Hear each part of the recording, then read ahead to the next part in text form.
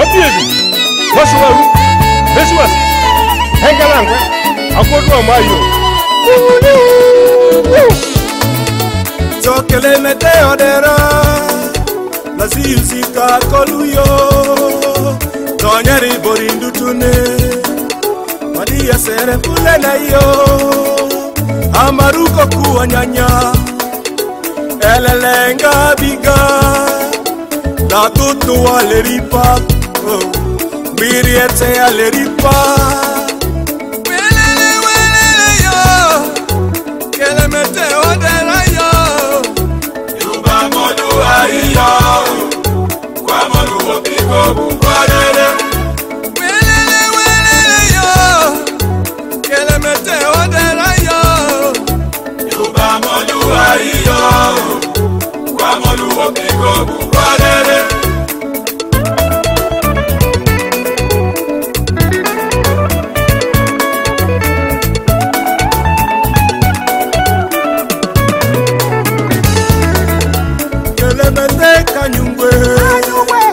Amoria yalla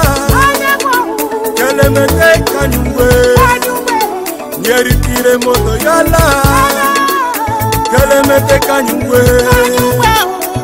ote yalla kelemete kanyungwe Gordon yalla kelemete kanyungwe Ako yalla kelemete kanyungwe Korokoko yalla kelemete kanyungwe Ulupi yalla kelemete kanyungwe Foki yalla kelemete odera yo Ubamolu ayo Wamolu opiko bukwarere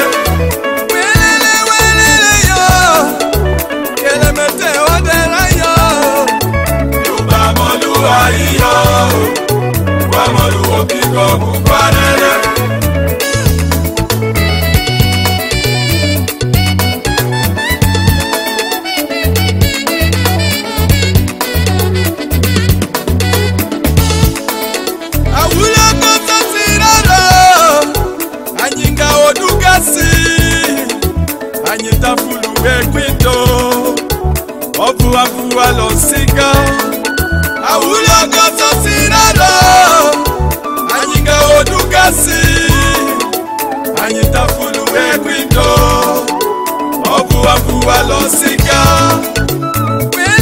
welele yo kelemete odera yo yuba molu ayo kwa molu obiko mukwarere kelemete odera yo yuba molu ayo kwa molu obiko mukwarere